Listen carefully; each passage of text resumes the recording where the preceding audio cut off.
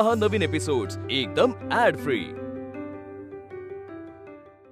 नमस्कार खवय्यांनो, तुम्ही पाहताय झी मराठीवरती तुमचा हा लाडका एकदम गरमागरम आणि ताजा कार्यक्रम, ज्याचं नाव आहे आम्ही सारे खवय्ये मंडळी। या कार्यक्रमामुळे गेली अनेक वर्ष मी पदार्थांशी जोडला गेलेला आहे। कुठलाही पदार्थ इथे होऊ द्या, मी तो खातोच। आणि सगळ्यात महत्त्वाची गोष्ट, तुम्ही सुद्धा माझ्याशी जोडले गेलेले आहात, कारण इथे जे कुठले पदार्थ होतात ते तुम्ही करून पाहता आणि ते तुम्ही खाता। पण मला महत्त्वाची गोष्ट काय वाटते माहिती आहे का, या कार्यक्रमामुळे इथे येणाऱ्या वेगवेगळ्या लोकांमुळे मी महाराष्ट्राशी जोडला गेलेलो आहे। म्हणजे बघा, कधी कधी नागपूरहून लोक येतात, कधी विदर्भातले येतात, कधी मराठवाड्यातले येतात, कधी पश्चिम महाराष्ट्रातले येतात, कधी खानदेशातले येतात, आणि असं करत करत आपण सगळ्या महाराष्ट्राला छानसं जोडलं जातो, बरोबर की नाही। आज आलेल्या मॅडम सुद्धा बारामतीहून आलेल्या आहेत आणि दुसऱ्या मॅडम आलेल्या आहेत नवी मुंबईहून। त्याच्यामुळे आज आपल्याला पदार्थ काहीतरी खास खायला मिळणार याचा आनंद आहेच, पण शिवाय माझ्या लांबच्या भावाची जवळची मुलगी इथे नाहीच आहे, कारण ती गेली आहे मामाकडे सुट्टीला। त्यामुळे थँक्स टू मामा, त्याचाही वेगळा आनंद आहे। चला मग त्या दोघींना इथे आमंत्रित करूया, गप्पा मारूया आणि मग पाहूया अप्रतिम असे पदार्थ। नमस्कार, या या या या नमस्कार नमस्कार। काय नाव आपलं? माझं शीतल अडसूळ। शीतल अडसूळ, कुठून आलाय तुम्ही? बारामतीवरून आले। कुठून? बारामती। बारामती, थेट थेट बारामती। नमस्कार। नमस्कार। आपलं काय नाव? नीलम आंधळे। बर, तुम्ही काय करता? मी सोशल ऍक्टिव्हिस्ट आहे। अच्छा, आणि कुठून आलायत? कामोठे, पनवेल, नवी मुंबई। नवी मुंबई। वा वा, सोशल ऍक्टिव्हिस्ट आहात? हो। म्हणजे नेमकं काय काम असतं आपलं? संस्था आम्ही 2021 रोजी स्थापन केली। एक वर्षापूर्वी वर्षभर आम्ही असेच प्रोग्राम घेतलेले। ऍक्च्युली आम्ही महिलांसाठीच फक्त सांस्कृतिक आणि शैक्षणिक उपक्रम राबवत होतो, पण काम करत असताना चांगले काम होत गेले। त्याच्यामुळे लोकांचंही असं सजेशन आलं, एवढी चांगली कामं करताय, मग तुम्ही संस्थाच का नाही स्थापन करत। आणि संस्था स्थापन करायच्या टायमाला नेमकी कोरोना आला। कोरोनाच्या टायमाला तर सगळेच कार्यक्रम बंद पडले, बरोबर, पण सामाजिक चालू होते ना, मग त्यावेळेला आम्ही त्या सामाजिककडे वळालो आणि सामाजिक कामं आमची चालू झाली। मोठं काम आहे। शीतल मॅडम, तुम्ही काय करता? मी बारामतीला संगीत विद्यालय चालवते आणि सोशल मीडियावरती पण असते, आणि थोडंसं संगीत विद्यालयाच्या मार्फत मी काही विद्यार्थ्यांना फ्रीमध्ये एज्युकेशन देते। काही आपल्या देशसेवा करत असताना जे शहीद झाले त्यांना मुलांसाठी फ्री एज्युकेशन आपल्या संगीत विद्यालयातून दिलं जातं। बरं, संगीत विद्यालय तुमचं आहे? हो, अखिल भारतीय गांधर्व महाविद्यालयाचं अंतर्गत आपण मुलांना एक्झामने बसवतो। अरे वा वा, माझा विशारद झालेला आहे गाण्यामध्ये, मग असं सोशल ऍक्टिव्हिटीज पण करत असतो। मस्त। मी सुद्धा त्याच्या 3 परीक्षा दिल्यात माहिती का लहानपणी। मग माझा भाऊ तबला शिकायचा, मी गाणं शिकायचो, असं आम्ही जात होतो। आणि माझ्या घरात सगळेच शिकतात, म्हणजे आई पण शिकत होती, ती पण विशारद आहे गाण्यात, भाऊ तबला वाजवतो, दुसरा एक भाऊ आहे हार्मोनियम, आणि माझा गायन असा विषय होता। वा वा वा वा, मस्त। कुटुंबातच गाणं आहे म्हणजे? हो, कुटुंबात। फार छान, वा मस्त। म्हणजे तुमच्या दोघींचंही थोडक्यात शेड्यूल बिझी असतं, तुमचं शिक्षणामध्ये, तुमचं समाजसेवेमध्ये।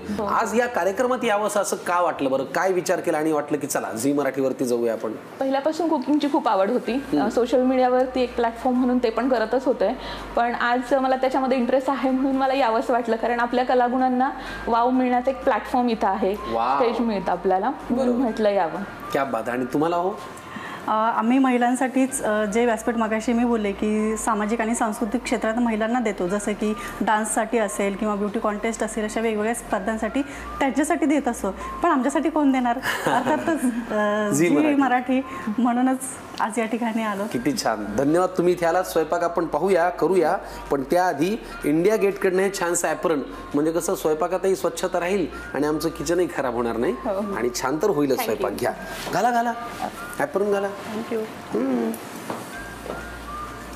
आम्ही कसं ते मुद्दाम व्हाईट रंगाचं ठेवलंय, म्हणजे तुमचा ड्रेस कुठल्याही रंगाचा असला तरी त्याच्यावरती ते सूट होतं।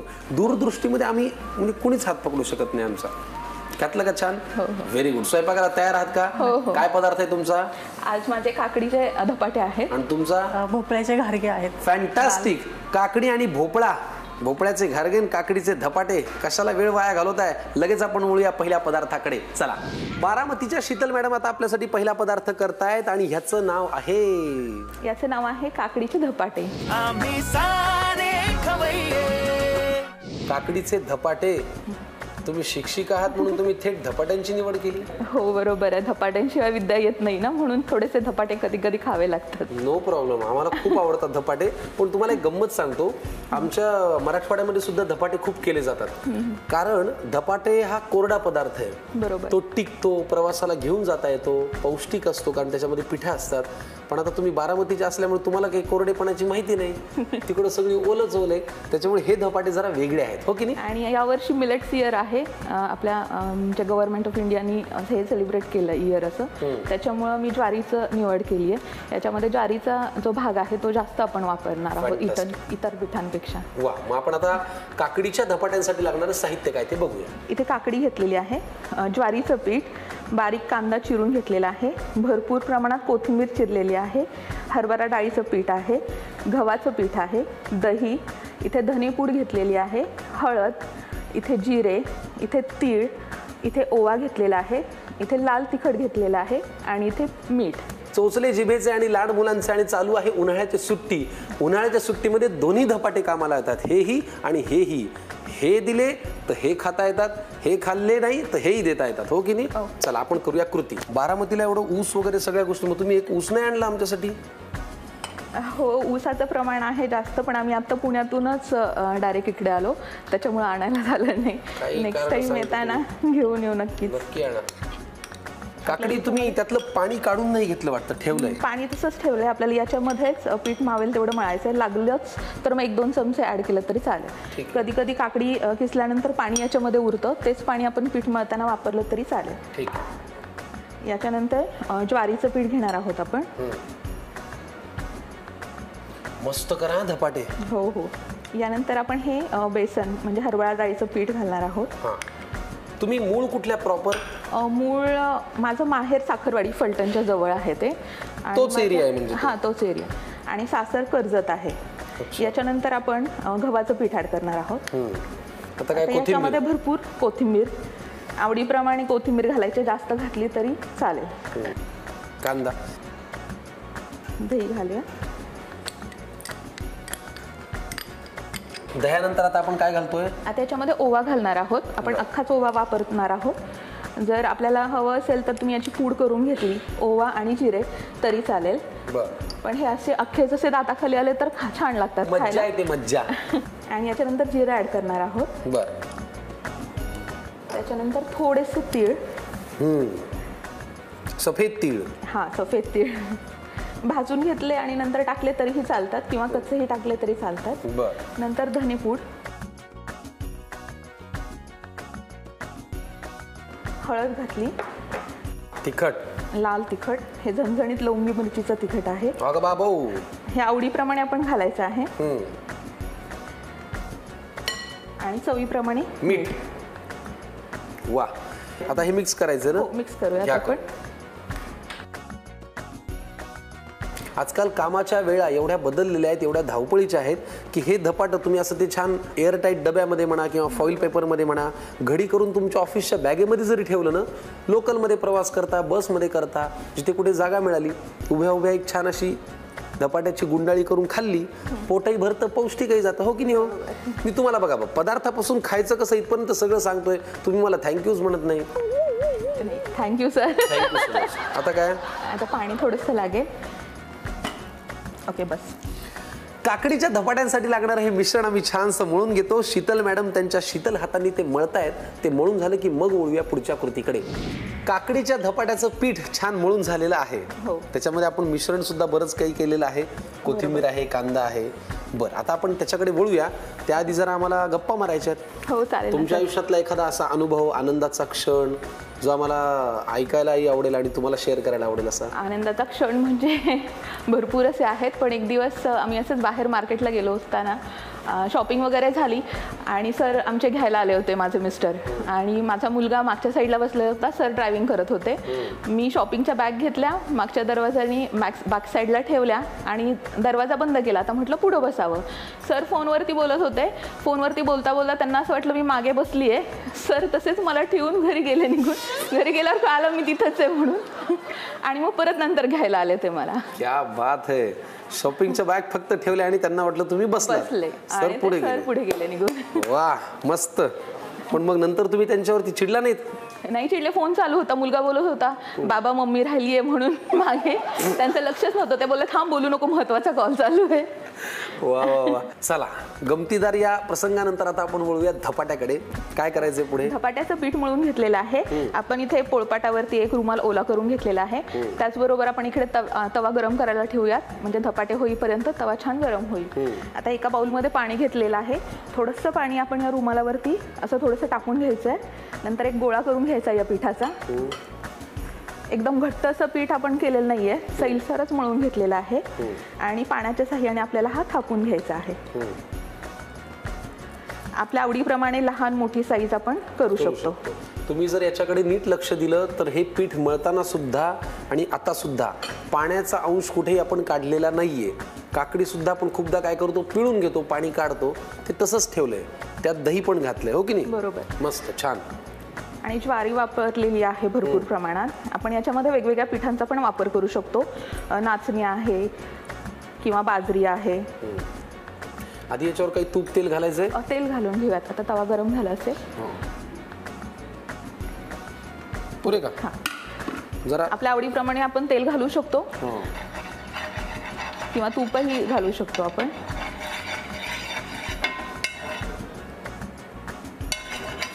जरा पसरवून घेतलं. ओके.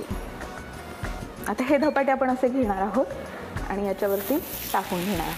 साधारण 1 मिनिट झाला की आपण हे काढून घेऊया. मस्त, परफेक्ट. हा रुमाल आपण थंड पाण्यात घालायचा आहे. हे झालं की आणि मंद आचेवरती अगदी खुसखुशीत आपण हे भाजून घेणार आहोत. वा. बरं, मंद आचेवरती करण्याचं कारण एवढं आहे की काय, ह्याला एक घट्टपणा असतो किंवा जाडी असते. बरोबर. जर आपण ते हाय फ्लेम वरती केलं तर फक्त बाहेरचा पोर्शन भाजला जातो, आत जे पीठ राहतं ते कच्चं राहतं. असं अनेक वेळेला होतं. अनेकांच्या घरी धपाटे किंवा थालपीठ आतून कच्चे असतात बघा. त्याचं कारण चटचट चटचट करायच्या नादामध्ये ते आपण हाय फ्लेम वर करतो. वैसा मत करो यार, नाही तो फिर धपाटे का मजा क्या है. बरोबर आहे शीतलजी? हो हो. याच्यावरती आपण तीळही घालू शकतो. आपण एक बिना तिळाचं करूयात, एक तीळ लावून करूयात. ठीक आहे, तुम्ही म्हणाल तसं. एक काम आतमध्ये पण तीळ करूया घातलंय. ना, हे तिळाचं करूया, दुसरं बिना तिळाचं हो, हो, करूया. चालेल. मला बरं तीळ चमच्याने घालूया. हो.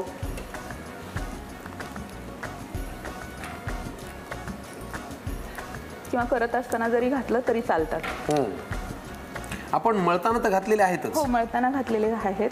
आवडीप्रमाणे अजून खुसखुशीत भाजले जातात, ते छान लागतात असे. मस्त. झाकण ठेवायची गरज आहे? नाही ठेवलं तरी चालेल.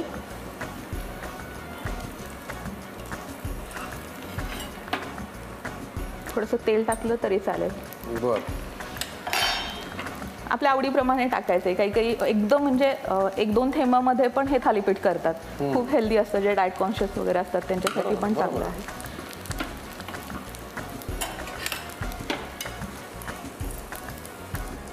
व्हायचंय अजून जरा. हो, माझ्या मुलाला असे वेगवेगळे पदार्थ आवडतात. एकच रोज कंटिन्यू खात नाही. आणि भाज्यांचं म्हणाल तर भाज्याच्या मध्ये सगळ्या भाज्या टाकून मुलं खातात. ते अगदी कळतही नाही काय भाज्या टाकल्यात त्याच्यामध्ये. बरोबर आहे. चला, तेलावरती हे जे छान काकडीचं थालपीठ आहे ते आम्ही दोन्ही बाजूनी खरपूस भाजून घेतो. तुम्ही वेळ वाया घालू नका.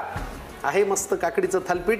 लोणचं घ्या, दाण्याची चटणी घ्या, जवसाची चटणी घ्या, दही घ्या, लोणी घेतलं तरी चालेल. परफेक्ट. पटकन लिहून घ्या धपाट्यासाठी लागणारं साहित्य आणि कृती. आता काकडीचे धपाटे तयार करण्याची कृती पाहूया. प्रथम एका बाउलमध्ये किसलेली काकडी घ्यावी. त्यात ज्वारीचं पीठ, बेसन, गव्हाचं पीठ, भरपूर बारीक चिरलेली कोथिंबीर, बारीक चिरलेला कांदा, दही, ओवा, जिरं, तीळ, धणेपूड, थोडीशी हळद, लाल तिखट आणि चवीनुसार मीठ घालून सगळं व्यवस्थित मिक्स करून घ्यावं. त्यात थोडं थोडं पाणी घालत हाताने पीठ मळून घ्यावं. पीठ सैलसर भिजवावं. मग पोळपाटावर रुमाल ठेवून त्यावर भिजवलेल्या पिठाचा लहान गोळा ठेवावा. ओलसर हाताने धपाटा थापून घ्यावा.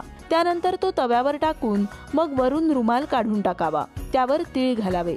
मंद आचेवर हा धपाटा तेल घालून दोन्ही बाजूंनी खरपूस भाजून घ्यावा. दही, लोणचं, चटणी किंवा लोण्यासोबत धपाटा सर्व करावा. शीतलजींनी केलेलं काकडीचं धपाटं माझ्या हातात आहे, पण मी ते थोडा वेळ संयम ठेवून बाजूला ठेवणार आहे, कारण आपल्यासाठी नीलम मॅडम आता पुढचा पदार्थ करणार आहेत. हो की नाही? हो. काय याचं नाव ठरलंय? आपण आज बनवणार आहोत भोपळ्याचे घारगे. आम्ही सारे खवय्ये. भोपळ्याचे घारगे आपल्याला करायचे आहेत. लागणारं साहित्य बघूया, सांगा. गव्हाचं पीठ आहे, किसलेला भोपळा आहे, गुळाची पावडर आहे, रवा आहे, तांदळाचं पीठ आहे, मीठ घेतलेलं आहे, थोडंसं तूप घेतलेलं आहे आणि वेलची पावडर घेतलेली आहे आणि ह्याच्याबरोबर एक खमंग अशी तिखट चटणी बरोबर घेतलेली आहे. फॅन्टास्टिक. चला आता आपण कृतीकडे बोलूया. काय करायचं मॅडम? राहता तुम्ही नवी मुंबईत ना? हो, नवी मुंबईमध्ये कामोठ्यामध्ये राहतो आम्ही. पुढे इतकं तू? हो, बस बस बस झालं, बस. बरं मला सांगा. हां, मंद आचेवर.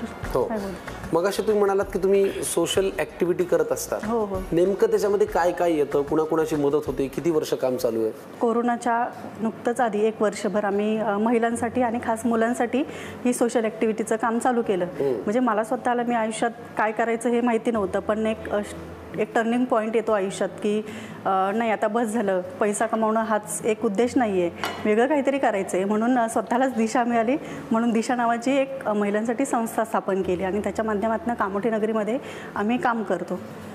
सामाजिक, शैक्षणिक आणि सांस्कृतिक क्षेत्रामध्ये आपण महिलांसाठी याच्यामध्ये काम करत असतो. अच्छा, बरं. आणि आतापर्यंत किती महिलांपर्यंत तुमची मदत पोहोचली आहे? जवळपास 1000-1500 महिलांपर्यंत तर नक्कीच पोहोचली. अरे बाप. बरं. घरी कोण कोण असतं? घरी हजबंड असतात, मुलगा आणि मुलगी. काय करतात मुलं? छोटीशीच फॅमिली. मुलगा माझा 3rd इयरला आहे डिप्लोमाच्या आणि मुलगी 9th ला आहे. तुमचं माहेरही इथलंच नवी मुंबई? नाही, माझं माहेर गावचं, मी प्रॉपर खेडेगावातून आलेली आहे. पारनेर तालुक्यामधलं वासुंदे हे माझं छोटंसं. पारनेर म्हणजे अहमदनगरच्या तिकडे ना? अच्छा. अण्णा हजारेंचा तालुक्यातलं गाव माझं. हो, राळेगण सिद्धीच्या तिकडे ना? अरे वा वा वा. गुळ टाकूयात? हो, थोडासा. बस पुरे? बस बस. आता याच्यात काय घालायचंय?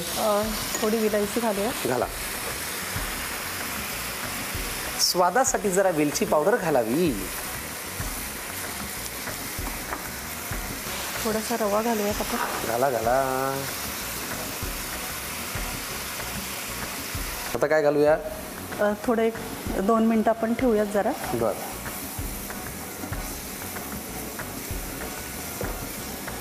पण मिस्टर कधीतरी म्हणत असेल की थांब ग जरा, घरात ते वेळ दे जरा, बाहेर, असं काही होत असेल? होतं कधी कधी, कारण आम्ही बिनपगारी आणि फुल अधिकारी माणसं आहोत ना. होतं कधी कधी. आता काय? एक थंड करायला ठेवूयात आपण जरा वेळ, गॅस बंद करून. बर. घारग्यांसाठी लागणारं हे जे मिश्रण आहे गुळाचं, भोपळ्याचं, ते छान आता गार झालेलं आहे, जे आपण परतून घेतलं होतं. आता काय? आता पुढे आपण ह्याच्यामध्ये गव्हाचं पीठ आणि तांदळाचं पीठ मिक्स करून त्याचा गोळा बनवून घेणार आहोत. बनवून घ्यायचं. हो. बरं. तोपर्यंत आपण कढई गरम करायला ठेवूया.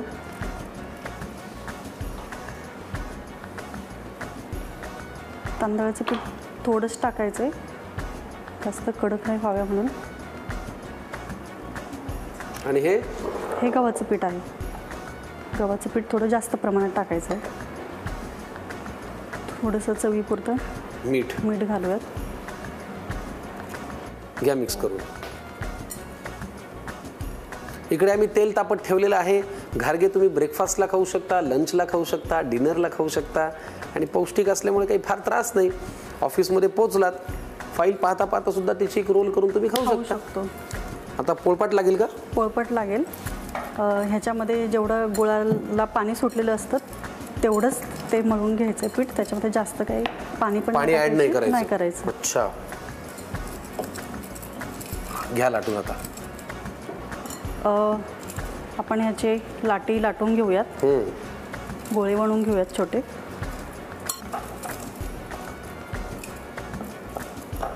थोडंसं पीठ लावून घेऊया. एक जाडही पण नाही ठेवायची आणि पातळी नाही करायचं. वा, टाइमपास म्हणून 4च्या चहा सोबत खायला सुद्धा खूप छान आहे, हो की नाही? मुलं पण आवडीने खातात. हो, आणि मुळात ज्यांना डायबिटीज आहे किंवा जे गोड कमी खातात त्यांनी विदाऊट शुगर चहा करून हे जर घारगे खाल्ले तर किती छान कॉम्बिनेशन आहे बघा बरं. मी सोडू काय तेलात? हो हो, द्या बरं जरा. मलाही तेवढंच हातभार लावल्याचं समाधान. वा,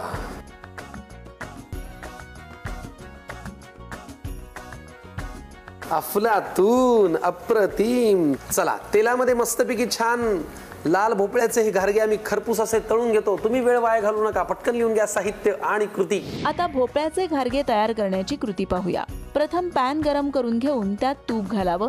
ते गरम झाल्यावर त्यात किसलेला लाल भोपळा घालावा. तो व्यवस्थित परतून घ्यावा. तो शिजला की त्यात गूळ घालावा.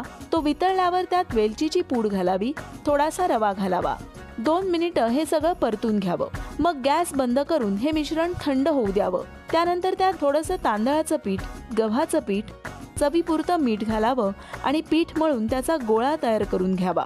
त्यानंतर या मळलेल्या पिठाचे लहान लहान गोळे करून त्याच्या पुऱ्या लाटून घ्याव्या आणि गरम तेलात तळून घ्याव्या.